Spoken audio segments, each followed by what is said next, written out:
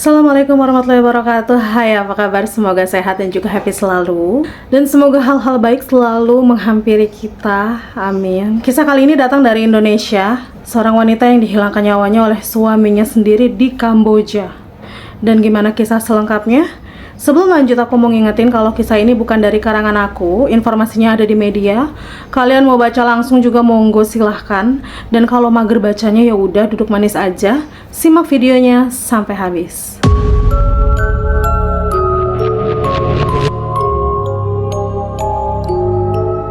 Seorang wanita bernama Enan Cahyati yang lahir pada 12 September 1970 yang tinggal di Ciganjur, Jagakarsa, Jakarta Selatan.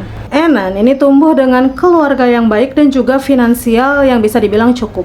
Enan juga sudah menikah dengan seorang pria bernama Hasanuddin, dan dari pernikahannya ini Enan dikaruniai 3 orang anak. Tapi sayangnya hubungan rumah tangga Enan dan suaminya ini nggak cukup baik ya. Entah alasannya apa, intinya hubungan rumah tangga Enan dan Hasanuddin pun berakhir dengan perceraian. Dan setelah bercerai, Enan ini kembali ke rumah orang tuanya dan tinggal dengan ibu kandungnya yang sudah usia lanjut. Enan juga membawa anak-anaknya untuk tinggal di Ciganjur, Jagakarsa, Jakarta Selatan bersamanya dan juga neneknya. Dan meskipun sudah bercerai, tapi hubungan antara Enan dan juga Hasanuddin rupanya ini masih baik-baik aja. Bahkan Hasanuddin juga rutin memberikan uang untuk keperluan 3 anak-anaknya. Jadi bertanggung jawab lah ya ini bapaknya. Pada tahun 2014, kala itu usianya Enan ini 44 tahun. Enan yang kala itu statusnya single ini merasa kayak, aku kayaknya butuh teman hidup deh, udah lama nih aku sendiri. Enan berencana pengen punya pasangan baru. Entah dapat anjuran dari mana ya, yang jelas Enan ini mendownload sebuah aplikasi kencan bernama muslimah.com. Dan gak lama dari Enan ini aktif, Enan ini berkenalan dengan seorang laki-laki muslim berkebangsaan Amerika bernama Bilal Abdul Fatin yang lahir pada 14 November 1951.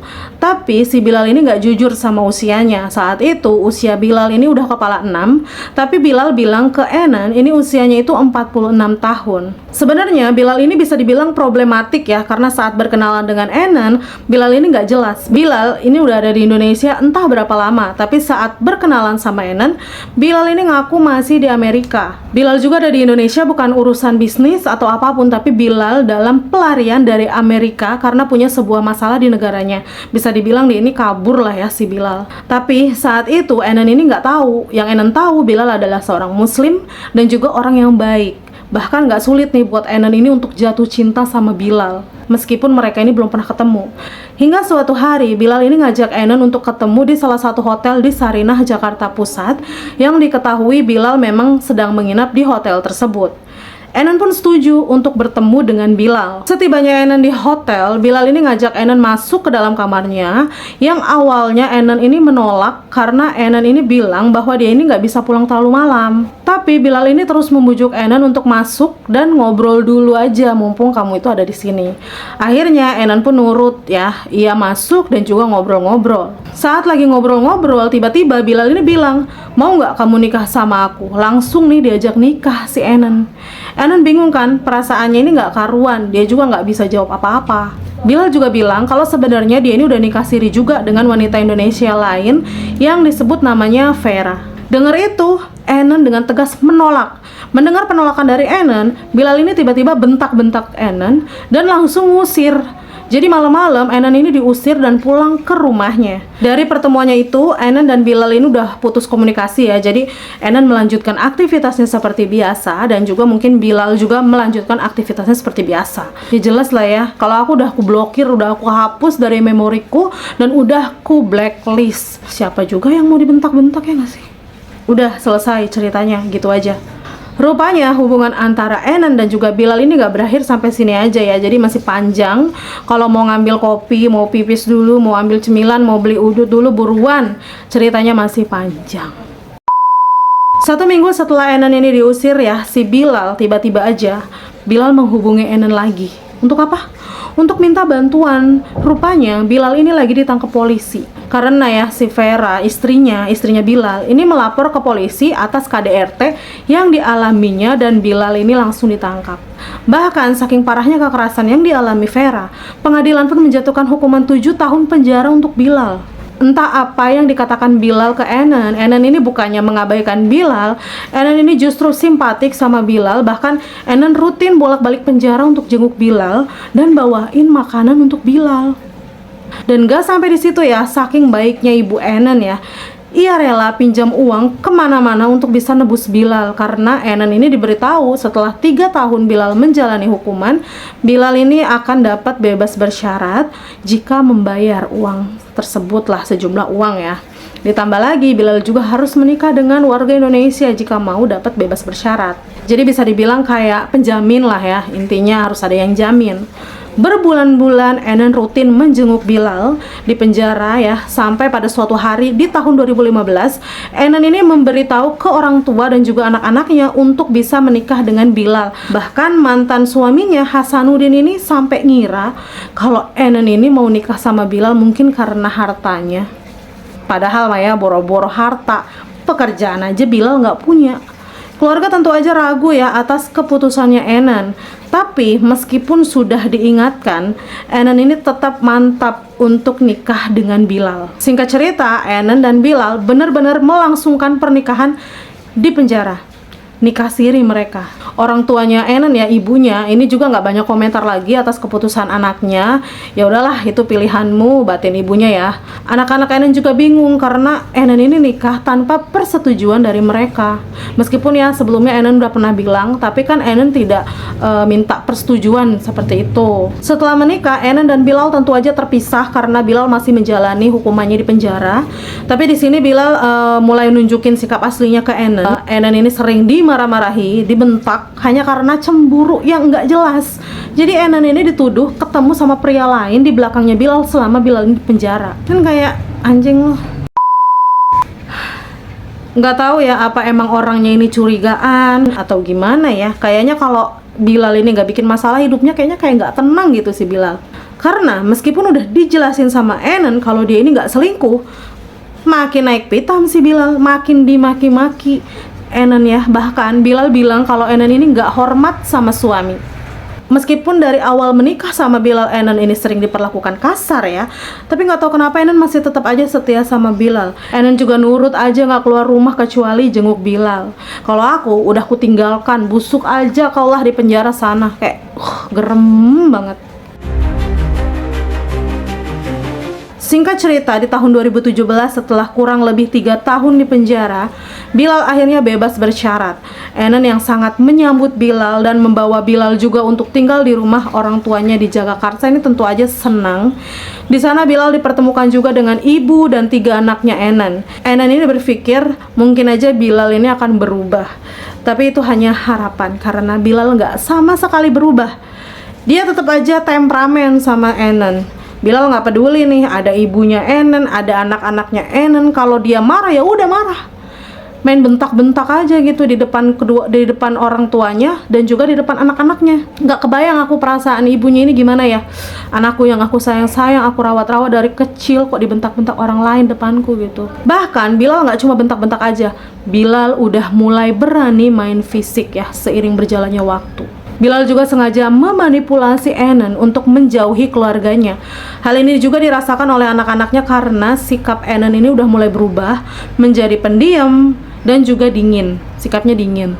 Suatu hari Enan diajak Bilal untuk pergi ke Bandung. Hanya Bilal dan Enan. Saat itu ya Enan ini mikir kalau mungkin Bilal ini ngajak aku bulan madu kali ya, jalan-jalan juga menghabiskan waktu berdua. Karena kan sejak menikah Enan sama Bilal ini kan gak ketemu ya, ketemunya hanya di penjara aja. Enan akhirnya nurut nih untuk pergi ke Bandung bareng Bilal. Jadi berdua aja lah mereka. Dan setibanya Enan dan Bilal di Bandung, rupanya gak seperti yang dipikirkan Enan. Karena Enan dipaksa untuk ngemis. Bukan ngemis berdua ya, tapi cuma Enan aja yang ngemis di pinggir jalan. Dan gak sampai situ aja. Kalau Enan gak dapat uang, kayak dapat uang banyak atau gak dapat uang sama sekali, Enan ini dipukul dan diancam mau dihabisi. Saat itu Enan tentu aja takut. Berhari-hari Enan ini ngemis, tapi ternyata hasilnya nggak banyak. Dan Bilal juga sadar kalau misalkan ternyata hasil ngemisnya Enan ini nggak banyak gitu. Dan dia mulai muter otak nih. Kemudian Bilal nanya sama Enan, kamu punya temen nggak di daerah Bandung? Enen ini bilang, iya aku punya ada satu teman yang tinggal di Bandung. Karena dipikir Enen, Bilal ini ya pengen tahu aja lah kehidupannya Enen ya, atau teman-temannya Enen. Ternyata Enen salah. Bilal malah nyuruh Enen buat minjem uang sama temannya itu yang tinggal di Bandung. Kayak Enen tentu aja nolak, tapi Bilal yang dengar penolakannya Enen itu langsung marah dan ngamuk, dan tetap maksa Enen buat minjem uang ke temennya. Karena takut Enen nggak punya pilihan lain juga buat nolak, jadi ya udahlah, Enen mengiyakan dan ngajak Bilal ke rumah temennya tersebut. Singkat cerita, saat sampai ke rumah temennya Enen ini langsung aja bilang tujuannya dan maksudnya datang ke sana untuk pinjam uang. Sayangnya temennya ini bilang kalau dia nggak bisa pinjamkan uang karena dia juga lagi kena musibah, anaknya lagi sakit kanker dan butuh biaya besar. Maaf ya Enen, saat ini aku nggak bisa bantu kamu. Aku juga butuh uang besar untuk anakku, karena anakku harus berobat. Meskipun nggak bisa bantu uang, tapi temannya Enen ini ngasih lontong sayur untuk Enen dan juga Bilal makan, karena temannya ini berjualan lontong sayur sehari-harinya. Bilal nih, yang tahu Enen nggak dapat uang pinjaman, langsung melemparkan lontong sayur itu dan marah. Enen dan temennya ini terkejut ya. Enen yang dimarahi habis-habisan di depan temennya, ini marah juga ke Bilal. Bilal yang tahu ya kalau Enen udah berani marah kok ya sama aku ya. Naik pitam, makin naik pitam, dan menghajar Enen di depan temennya. Temennya ini bahkan sampai ngancem Bilal buat melaporkan Bilal ke polisi. Wah, denger itu ya, Bilal diancem. Kalau sampai dia dilaporin ke polisi, kalian berdua aku habisi, kata Bilal gitu.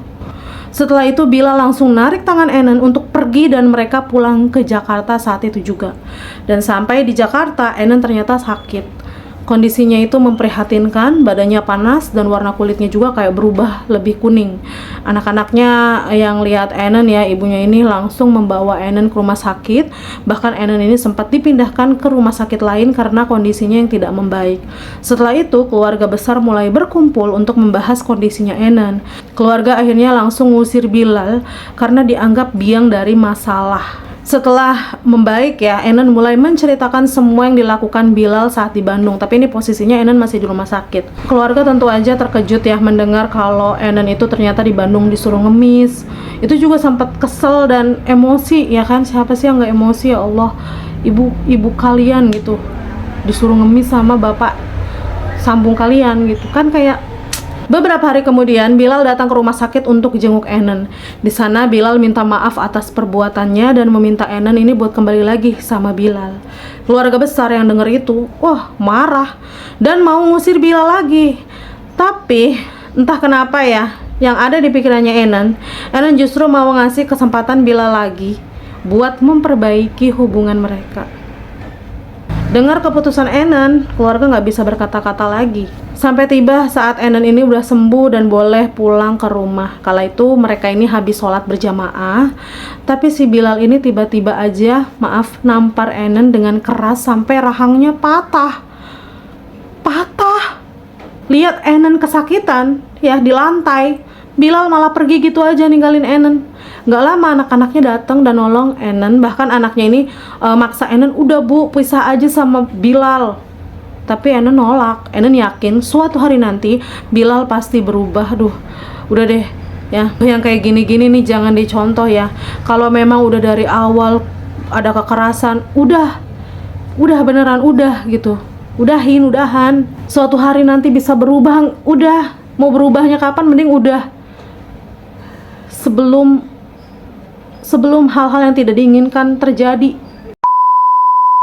Singkat cerita, pada awal tahun 2018 Bilal ngajak Enen pergi ke Bali. Dengar itu Enen senang karena dia pikir Bilal udah berubah nih dan mau ngajak Enen untuk liburan. Setelah tiba di Bali, mereka tinggal di sebuah penginapan. Dan setelah itu ternyata Enen disuruh ngemis lagi. Iya, Enen disuruh ngemis lagi di Bali. Sampai suatu hari Bilal ini tiba-tiba nuduh Enen berselingkuh dengan seseorang yang ada di unit kamar sebelah mereka. Ya tentu aja Enen nyangkal ya, Bilal gak percaya. Udah pokoknya kamu selingkuh. Yang Bilal tahu di otaknya, Enen selingkuh, itu aja. Karena itulah Enen dikunci dari luar dan ditinggal seharian gak dikasih makan. Dan itu dilakukan berhari-hari. Enen yang udah nggak kuat ya sama Bilal pun memutuskan kabur dari penginapan dan pergi ke terminal. Di sana Enen hanya duduk sambil nangis karena nggak tahu nih harus gimana. Mau ke Jakarta Enen nggak punya uang. Sampai ada satu orang laki-laki datang dan bertanya, "Mbak, kenapa?" Enen kemudian menceritakan semuanya ke laki-laki tersebut. Dengar itu ya, laki-laki tersebut mau bantu Enen buat menghubungi keluarganya yang ada di Jakarta. Keluarganya yang denger Enen ini disuruh ngemis lagi, terus mau pulang, panik dan minta bantuan sama Hasanuddin, mantan suaminya Enen. Jadi Hasanuddin ini kemudian mengirimkan sejumlah uang buat Enen pulang ke Jakarta, dan Enen akhirnya bisa kumpul lagi sama keluarganya. Selang 2 minggu kemudian tiba-tiba aja Bilal datang ke rumah Enen dan minta ketemu sama Enen. Enen yang tahu ya ada Bilal gitu di depan datang, itu takut. Dia takut banget ketemu sama Bilal dan gak mau menemui Bilal. Tapi Enen juga nggak mau lapor polisi karena takut sama ancamannya Bilal. Enen diem aja ya di dalam sampai akhirnya Enen mau nemuin Bilal. Dan di luar dugaan ya, nggak kayak biasanya, Bilal ini ternyata datang bukan buat marah tapi buat ngasih uang. Entah dapat uang dari mana, yang jelas uang yang dibawa Bilal ini sebesar 50 juta. Kemudian Bilal juga bilang kalau dia udah jalanin bisnis dan mau ngajak Enen buat ikut nemenin dia dalam bisnisnya ke Kamboja, Malaysia, dan juga Singapura. Sebenarnya ya di titik ini Enen ini ragu karena takut kejadian kayak yang udah-udah. Apalagi kali ini bukan beda kota lagi tapi udah beda negara. Keluarganya Enen juga udah ngingetin ya buat Enen ini nggak ikut. Tapi sayangnya semakin diperingatin, Enen ini malah semakin yakin untuk ikut dengan Bilal. Pada tanggal 15 Maret 2018, Enen dan Bilal akhirnya pun berangkat ke Kamboja. Keluarganya Enen pun nganter keberangkatan Enen ke bandara, dan Enen juga berjanji ke anak bungsunya untuk pulang 4 hari lagi. Udah tuh, Enen pun akhirnya berangkat ke Kamboja. Setelah itu, keluarga Enen nggak pernah dapat kabar lagi dari Enen. Tapi di sini mereka masih berpikir positif. Mungkin aja Enen nggak dapat sinyal di sana. Sementara itu, Enen dan Bilal menginap di sebuah hotel bernama Hometown Suite Hotel. Pada tanggal 21 Maret 2018, Enen dan Bilal ini terlibat cekcok. Jadi mereka itu bertengkar di kamar hotelnya. Bahkan Bilal ini menghajar Enen habis-habisan. Selain itu Bilal mencekik tubuh Enen dan menyayat nadinya Enen dengan sajam yang dia bawa, hingga akhirnya Enen meninggal dunia. Setelah tahu Enen ini tidak lagi bernyawa, Bilal melarikan diri dengan bawa identitasnya Enen.